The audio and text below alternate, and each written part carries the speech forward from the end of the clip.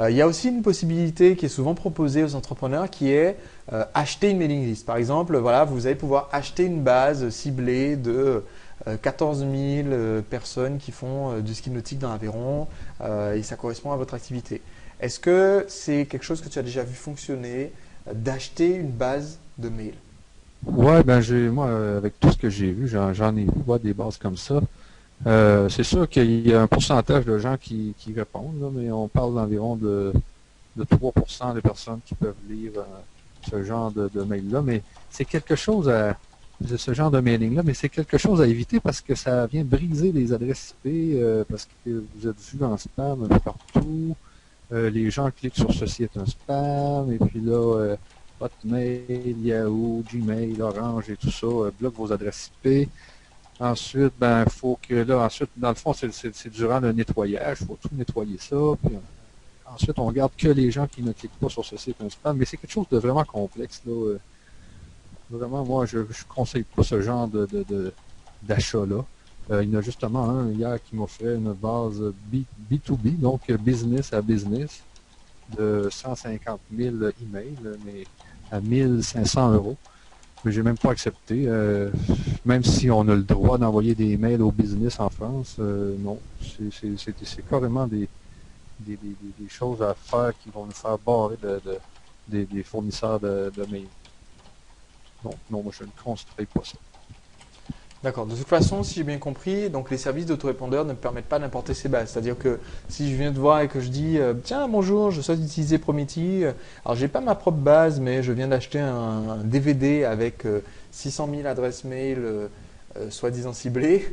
Dans ce cas-là, voilà, c'est formellement interdit parce que ça pénalise tout le système, si j'ai bien compris. Ben, ça dépend, hein. Ça dépend si c'est du B2B, puis ça dépend de l'argent que les gens sont prêts à nous donner. Moi, c'est sûr que si quelqu'un me donne 50 000 euros, on va la faire passer en B2B. Ça, il n'y a pas de problème. Là. Mais c'est-à-dire Mais que tu vas le mettre sur un serveur à part et que du coup, s'il se retrouve blacklisté, c'est son problème, quoi. ouais, ben moi, j'ai des adresses IP justement pour les mauvaises bases de données, là, et pour le nettoyage et tout ça. C'est sûr qu'on peut faire passer n'importe quoi là-dessus. Parce que souvent, les gens y arrivent avec des vieilles bases, mais qui étaient quand même opt-in ou double opt-in. Et puis, ils nous demandent de les nettoyer. Fait que là, on les passe sur ces IP-là. Ensuite, nous, les IP, ils se font barrer, on les fait redébarrer. Et puis, on a des gens qui sont spécialistes là-dedans. Là. Mais c'est toujours possible. Ça dépend toujours de l'argent que les gens sont prêts à mettre, là, mais c'est sûr que c'est beaucoup, beaucoup de travail. Ça prend beaucoup d'heures pour nos programmeurs, pour vérifier tout ce qui se fait barrer. Et puis, c'est sûr que si quelqu'un donne 50 000 euros, ben nous, on va faire passer sa vérité dans le million de mails. Ça, c'est sûr et ça. D'accord. Et tout est faisable avec l'argent, c'est sûr. Alors du coup, supposons que j'ai une base à importer, mais que c'est ma propre base, ma propre mailing list. D'accord. J'ai des gens OK. je vais te donner, on va prendre trois exemples pour que tu puisses expliquer un petit peu ce qui est faisable, est-ce que ça marche, est-ce que c'est recommandé. Ok. OK. Supposons que j'ai une liste d'emails récupérés, on va dire manuellement. Par exemple, j'avais l'exemple lors d'une séance de Céleste d'un membre de ma formation qui est musicien et les gens donc lui donnent leurs coordonnées à la fin des concerts sur une feuille de papier. D'accord. Donc ça c'est le premier exemple. Deuxième exemple, OK. j'ai une liste de clients. Donc voilà, ils ont acheté un produit chez moi. Donc voilà, une liste de mes clients des 5 dernières années. OK. Troisième exemple, j'ai les membres de mon forum, les commentateurs de mon blog, ou alors j'ai des adresses hébergées sur un autre service. Par exemple, je suis sur Aweber, je veux passer à Prometheus, quoi. Donc je vais mettre sur un autre service. Donc dans ces différents cas, on va voir un petit peu ce qui est faisable, est-ce que c'est recommandé, est-ce qu'il faut l'éviter comme la peste. Supposons que j'ai récupéré, moi c'était mon cas, j'étais prof de danse latine, et en un mois, 2 mois, j'ai récupéré à peu près 700 adresses mail de gens qui étaient venus dans mes cours et qui voulaient recevoir des infos pour les soirées salsa. Est-ce que ça, je peux Ouais. l'importer pour leur envoyer des mails? Oui, sans problème. Si ces gens-là t'ont dit qu'ils étaient prêts à recevoir les emails, nous, on l'accepte. D'accord. Donc si les personnes concernées ont donné leur accord. Mais nous, la personne nous arrive avec une BD comme ça, puis nous, on le teste. Si on envoie 50 mails, puis on le voit tout de suite si c'est vrai ou bien c'est pas vrai. Là. Mais habituellement, il y a des gens comme ici en Beauce, là, il y a un petit restaurant là, qui a 500 clients. Puis ces clients ils mettaient l'adresse email sur un petit papier, puis ils disaient oui, je suis prêt à recevoir vos menus à toutes les semaines. C'est une base comme ça, c'est quand même très très bon. Les gens ne font pas de plainte, les gens reçoivent bien l'email, et puis c'est très correct. Là. D'accord. Donc ça c'est L'important, faisable. c'est qu'il n'y ait pas de plainte.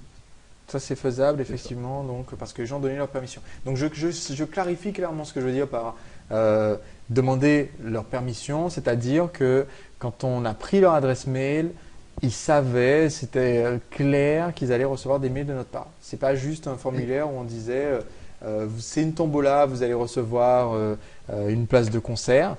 Il faut que ça soit dit verbalement ou écrit quelque part, qu'on prend leur adresse mail pour leur envoyer des mails. Donc c'est ça qu'on veut dire par permission. C'est ça. Maintenant, supposons, donc voilà, j'ai travaillé avec des clients pendant 5 ans ou pendant 10 ans. J'ai toutes les adresses mail de mes clients, je n'ai pas communiqué jusqu'ici. Donc j'ai les adresses mail de tous mes clients depuis le début, dans mon logiciel de compta par exemple. Est-ce que je peux me mettre à leur écrire d'un seul coup, mes clients de 95, de 2000, de 2005?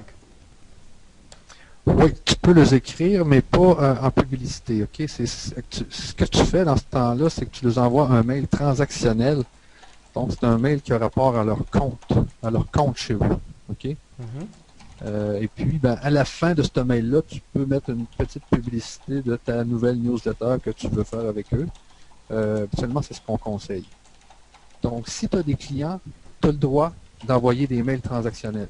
Ce n'est pas de la publicité. OK? Donc, il vous reste 0$ dans votre compte. Je ne sais pas, il vous reste 10$ dans votre compte.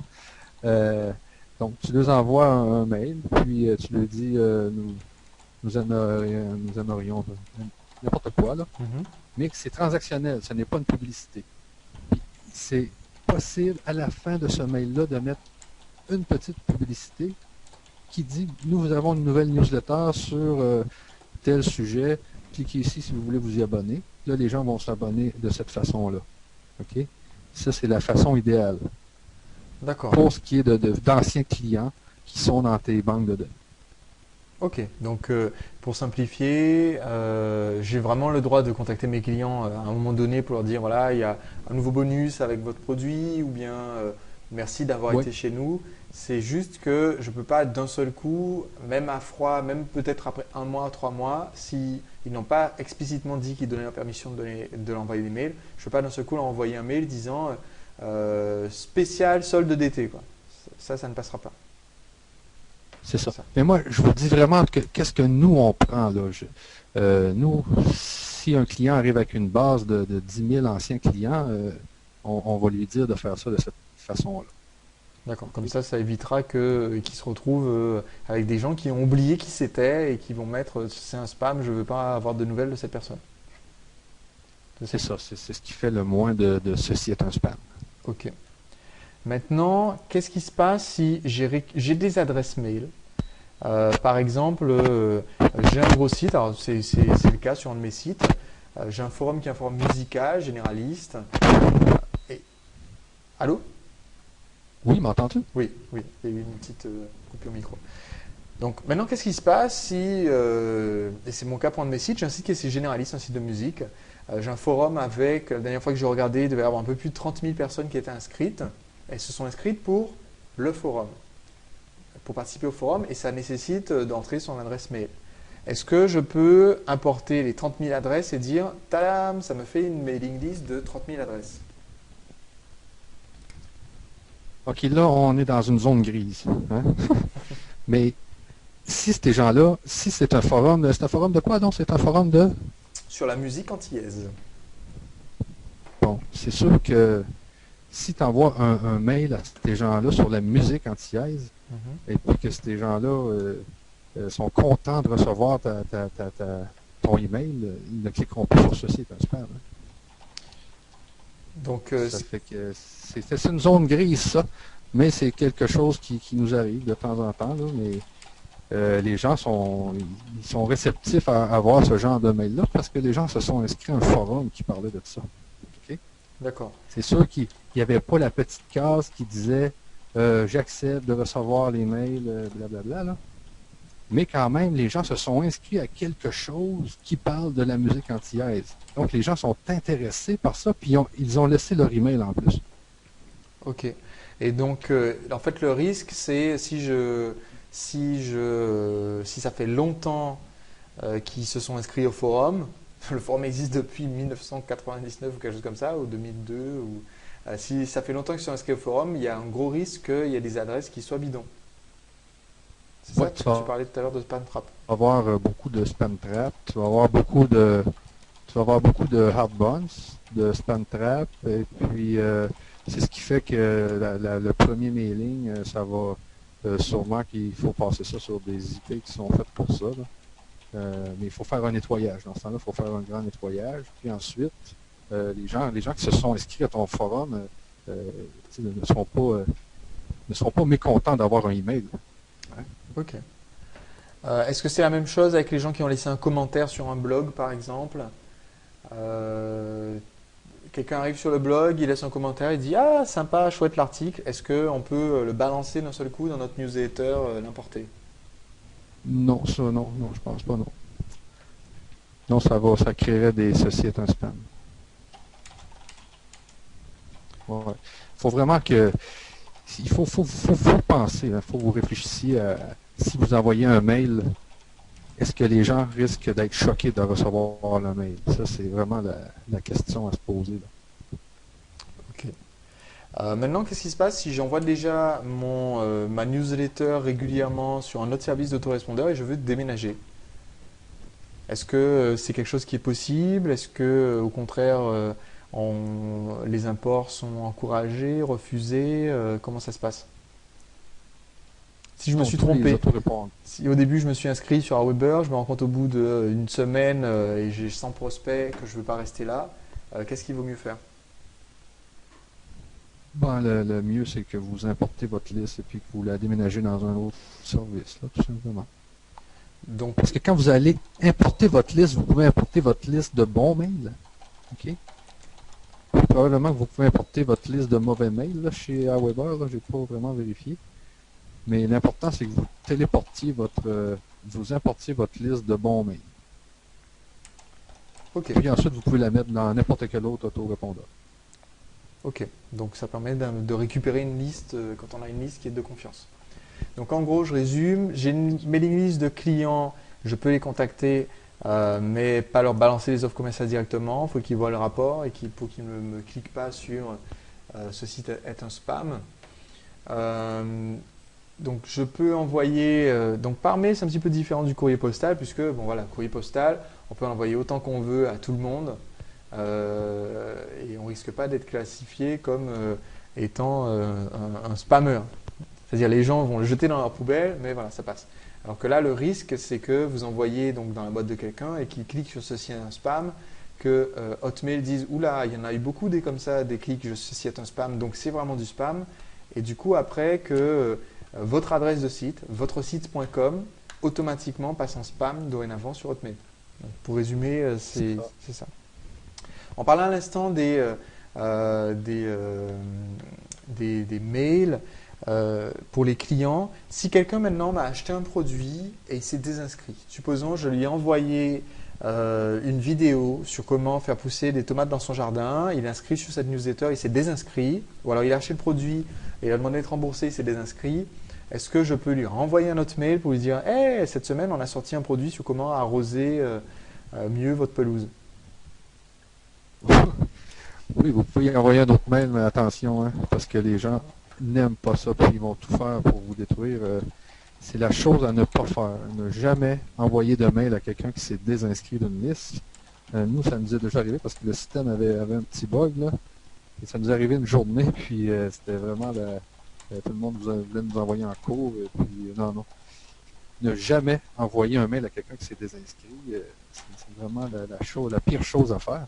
Ce qui est important quand vous envoyez quand vous typez vos prospects, parce que vos prospects peuvent être dans plusieurs listes, c'est que si vos prospects sont dans une liste, disons, sur la danse antillaise, puis que la personne se désinscrit, mais cette personne-là peut quand même rester inscrite dans d'autres de vos listes. C'est de cette façon-là que vous pouvez peut-être les recommuniquer, ces personnes-là. C'est d'avoir plusieurs listes. Tu sais, quand une personne s'inscrit chez vous, tu dis bon, voilà, j'ai 5 newsletters, une sur la danse, une sur les recettes, une sur le sport. Donc la personne s'inscrit dans 3, elle peut se désabonner d'une liste. D'accord, ok. Mais tu peux quand même lui écrire sur l'autre liste. C'est de cette façon-là que tu peux écrire à des personnes qui se désabonnent.